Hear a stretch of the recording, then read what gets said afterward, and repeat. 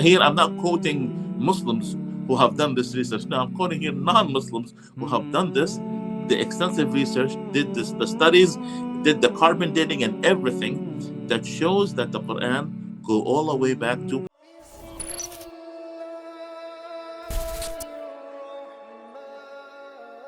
We're going to be answering one question, and a very simple question: was the Quran present at the time of Prophet Muhammad sallallahu alaihi wasallam? So many people would say, why should we ask this question? I mean, what's the point of trying to prove whether the Quran was available at the time of the Prophet Muhammad sallallahu alaihi wasallam? Well, if we're able to prove the fact that the Quran was available, was there at the time of Prophet Muhammad sallallahu alaihi wasallam, we're able to show that many other proofs that comes after that.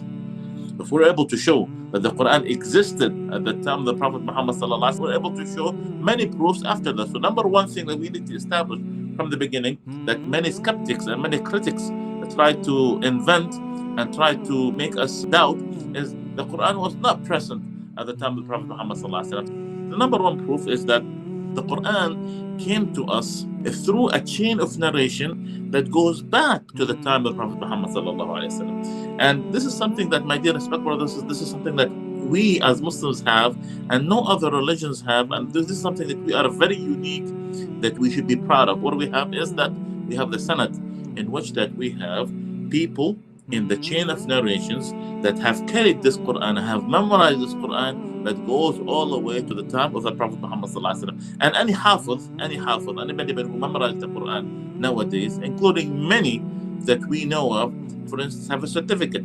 What does the certificate says?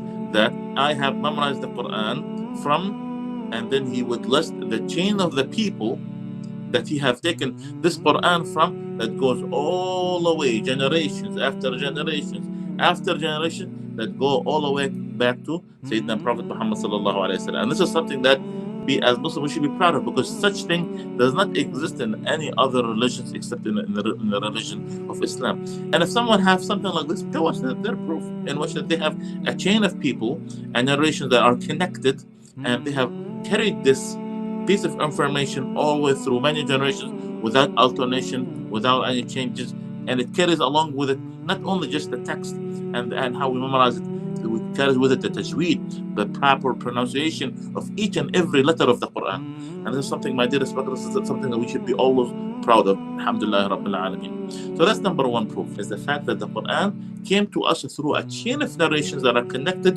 through what we call is a sanad, that all the way to us until nowadays. And this is something that we have in our religion that no one can disprove. Number two is the fact that the Quran, my dear respect brothers and sisters, is connected to our everyday performance of prayer. How could we lose such thing? To prove that the Quran existed at the time of Muhammad sallallahu alaihi wasallam, the second proof is shows that the Quran is connected to our everyday prayer. What does that mean? Meaning that there are many religions, my dear respect brothers, that they have holy religious books, but yet they don't practice it in daily routines. Like maybe they do, but it's not mandated. Like for instance, a Muslim is not a Muslim unless he what? Unless he prays. Any Muslim would know this. You are not a Muslim unless you pray. And then if you pray, you have to recite the Quran. You see? And this is something that is connected to our prayer, whether it was during Ramadan, in which that we are encouraged to recite the whole Quran during the month of Ramadan while we're praying, or with just a regular prayer. For instance, any Muslim, he have to recite Surah Al-Fatiha while he is praying. He have to recite other surahs afterwards. So this is something that is integrated, part of our prayer, that we have to recite the Quran. And with that, we must memorize it. We must keep it with us. And this was taken with us today and throughout many generations, all the way back to Prophet Muhammad sallallahu alaihi wasallam. So this is our two proofs. The third proof is a proof that shows that there are many documents that were discovered today that if we carbon date it, we were able to see that it existed all the way back to Prophet Muhammad sallallahu alaihi wasallam. For instance, here I'm not quoting Muslims who have done this research. No, I'm quoting here non-Muslims who have done this, the extensive research, did this, the studies, did the carbon dating and everything that shows that the Quran go all the way back to Prophet Muhammad sallallahu alaihi wasallam. For instance, there is a Swiss research team that they have made research on a document of the Quran that is now existing in Berlin. And what they have found out, that this document, the Quran of Berlin, that it shows that it was dated all the way back to 652 and 606. And this period is what the period that Prophet Muhammad was alive. And this is what a Swiss research team that they have done research on what? On the Berlin Quran, and it showed that the Quran existed within this period, and this period where Prophet Muhammad was alive, or the last days of Prophet Muhammad. Again, it showed that the Quran existed at the time of Prophet Muhammad.